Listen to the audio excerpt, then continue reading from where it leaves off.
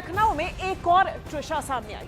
सही सुना है आपने, लखनऊ में भी भोपाल के चर्चित ट्विशा शर्मा डेथ मिस्ट्री जैसी खबर सामने आई, जहां लखनऊ के ठाकुरगंज इलाके में एक दिल दहला देने वाला मामला सामने आया है, जहां शादी के महज कुछ ही महीनों बाद एक लड़की की मौत से हड़कंप मच गया। 29 साल की श्वेता सिंह की शादी पिछले साल 22 नवंबर 2025 को श्वेता की शादी हुई थी और शिवम के साथ हुई थी। परिवार के मुताबिक सुबह करीब 11 बजे ससुराल से फोन आया कि श्वेता ने फांसी लगा ली है। जब तक परिवार मौके पर पहुंचा तब तक शव को नीचे उतारा जा चुका था। पिता का आरोप है कि श्वेता के पैरों पर छाले हैं और जले के निशान भी मिले हैं। उनका कहना है कि पोस्टमार्टम रिपोर्ट आने के बाद सच्चाई सामने आ जाएगी कि उनकी बेटी की हत्या की गई है। परिवार का दावा है कि घटना से पहले सुबह ही श्वेता की अपनी बहन ज्योति सिंह से बातचीत हुई थी और वो सामान्य लग रही थी। परिवार ने पूरे मामले में दोषियों को फांसी देने की सजा देने की मांग की है। पुलिस का कहना है कि पोस्टमार्टम रिपोर्ट और जांच के आधार पर आगे की कार्रवाई की जाएगी।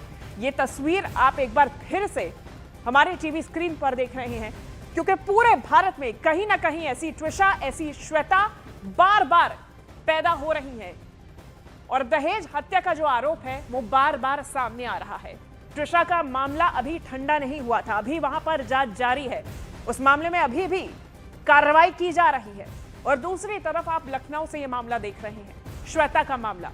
श्वेता जिसकी 6 महीने पहले ही शादी हुई थी, श्वेता जिसने सुबह ही परिवार से बात की थी और एकदम सामान्य थी, वो श्वेता जिसकी मौत की खबर करीब 11 बजे सामने आई, जिसके पैर में छाले हैं, शरीर पर जले के निशान हैं, और वो श्वेता जिसका कहा जा रहा है कि उसने सुसाइड किया है।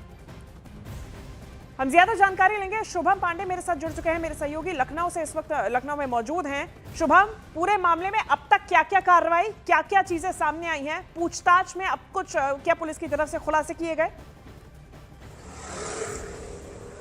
जी बिल्कुल, देखिए अभी जो फिलहाल मामला है, परिवार इस वक्त इंतजार कर रहा है मोर्चरी के बाहर शव का, अपनी उस बेटी का जिसको 6 महीने पहले उन्होंने लाल जोड़े में विदा किया था, और इस वक्त इंतजार कर रहे हैं बाहर कफन लेकर के। परिजनों की आंखों में आंसू हैं। बात करें अगर पुलिस की जांच की, तो पुलिस ने इस पूरे मामले में अभी फिलहाल पोस्टमार्टम की रिपोर्ट का इंतजार कर रही है। जो पति है और ससुर है बताया जा रहा है, उसको फिलहाल हिरासत में लेकर के पूछताछ जारी है। लेकिन इसके साथ ही साथ इस पूरे मामले में अभी जो सास है वो फरार है बताया जा रहा है। अभी हम थोड़ी देर पहले वहां पर घर पे गए भी थे, तो फिलहाल अभी ससुराल में कोई मौजूद नहीं है। इंटरलॉक दरवाजे पे लगा हुआ है, बाहर से दरवाजा बंद है और बाहर पालतू कुत्ते घर के बैठे हुए हैं। आसपास के जो लोग हैं उनसे जो अब हमारी बातचीत हुई, तो उन्होंने भी फिलहाल इस परिवार के बारे में कुछ भी बोलने से मना कर दिया। और मैं इस वक्त अभी जहां पर हूं, मेरे ठीक पीछे आप देख रहे हैं पोस्टमार्टम हाउस है, और इसके बाहर ये तमाम परिजन हैं जो सुबह से इंतज़ार कर रहे हैं, जो श्वेता के घर से हैं, इंतज़ार कर रहे हैं उस पल का कि जब उनके जो घर की बेटी है वो बाहर आएगी, उसके बाद वो यहाँ से उनको ले करके जाएंगे। फिलहाल उनके भाई हमारे साथ, श्वेता के भाई जो हैं, उनसे हम बात कर लेते हैं। क्या कुछ कहना चाहेंगे आप अभी, क्योंकि बहुत दर्दनाक घटना है, आप लोग सुबह से यहाँ पर इंतज़ार कर रहे हैं, अभी फ़िलहाल क्या कहेंगे आप? बस यही है कि उसको न्याय मिले, और जो ससुराल वाले जिन्होंने ये हरकत करी, उसकी हत्या करी है, उनको कठोर सजा मिले। क्यों लग रहा है कि आपको हत्या हुई है? क्योंकि वो सुसाइड कर ही नहीं सकती थी अपनी तरफ से, और उसके पैर पे ऐसे निशान देखे गए, छाल। बिल्कुल, और कई आरोप परिवार वालों की तरफ से लगाए जा रहे हैं। शुभम, सबसे बड़ी बात यह है कि 6 महीने पहले ही शादी हुई थी, और इस बीच ऐसा क्या हुआ कि जो ससुराल वालों की तरफ से बताया जा रहा है कि सुसाइड किया है, तो फिर सुसाइड क्यों किया, किसने मजबूर किया श्वेता को सुसाइड करने पर, और यदि ये सुसाइड नहीं है तो हत्या के पीछे कौन है? इस पूरे मामले में केस दर्ज किया गया है। फिलहाल पोस्टमार्टम रिपोर्ट का इंतजार है। परिवार वाले अब अपनी बेटी को वहां से ले जाने के लिए तैयार है, लेकिन वो बेटी जो शायद अब उनके पास कभी नहीं लौटेगी, वो बेटी जो अब इस दुनिया में नहीं रही है। लगातार इस पूरे मामले में कई बड़े खुलासे होने की संभावना है। हिरासत में लेकर पति और ससुर को लेकर पूछताछ की जा रही है, लेकिन इस पूरे मामले में श्वेता की जो सास है वो फरार है। श्वेता की सास का नाम रचना सिंह बताया जा रहा है, जो कि इस वक्त फरार है। पुलिस सास की तलाश कर रही है। महिला के पिता की तहरीर पर पुलिस ने पति और ससुराल वालियों को उनके खिलाफ रिपोर्ट दर्ज कराई है और अब पूछताछ उनसे जारी है। तो वहीं दूसरी तरफ श्वेता के परिवार का आरोप है कि ससुराल वाले दहेज में कार और रुपए की मांग कर रहे थे। मांग पूरी ना होने पर पति, सास, ससुर मिलकर उसे टॉर्चर करते थे। ये जानकारी सामने आई है। ये गंभीर आरोप परिवार वालों की तरफ से लगाए गए हैं। और ये तस्वीर आप देखिए, ये है रचना सिंह, श्वेता की सास, जो इस वक्त फरार है। घर पे ताला लगा हुआ है, घर के बाहर पालतू कुत्ते बैठे हुए हैं। सब कुछ छोड़ छाड़ के, अपने पति को भी छोड़ छाड़ के ये रचना सिंह इस वक्त फरार बताई जा रही हैं। श्वेता के ससुर और श्वेता के पति को इस वक्त हिरासत में लिया गया है, उनसे भी पूछताछ जारी है। तो वहीं श्वेता की अगर बात करें तो श्वेता के पिता उमेश कुमार सिंह ने बताया कि शादी के बाद से ही उनकी बेटी खुश नहीं थी। ससुराल वाले लगातार कीमती सामान, दहेज की मांग को लेकर मेंटली और फिजिकली उसे टॉर्चर कर रहे थे। क्या नाम है आपका? मेरा नाम उमेश कुमार सिंह है। क्या कुछ हुआ? नहीं, ऐसी कोई बात नहीं थी।